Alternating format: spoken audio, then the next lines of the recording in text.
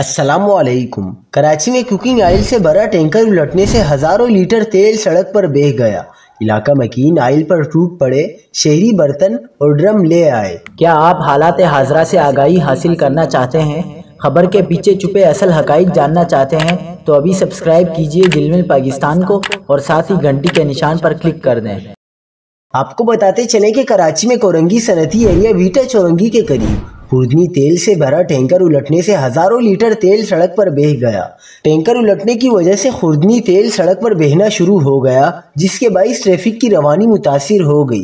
حادثے کے فوری بعد علاقہ مکین بڑی تعداد میں موقع پر جمع ہو گئے اور پلاسٹک کے ڈرم سمیت دیگر برتنوں میں سڑک پر بہنے والے تیل کو جمع کرنا شروع کر دیا۔ پولیس نے علاقہ مکینوں کو منتشر کرتے ہوئے ٹینکر کو گھیرے میں لے لیا۔ پولیس کے مطابق حادثہ ویٹا چورنگی کے قریب چورنگی کراس کرتے ہوئے واٹر ٹینکر اور آئل ٹینکر آپس میں ٹکرانے کے باعث پیش آیا۔ واٹر ٹینکر محفوظ رہا جبکہ آئل ٹینکر سڑک پر الٹ گیا۔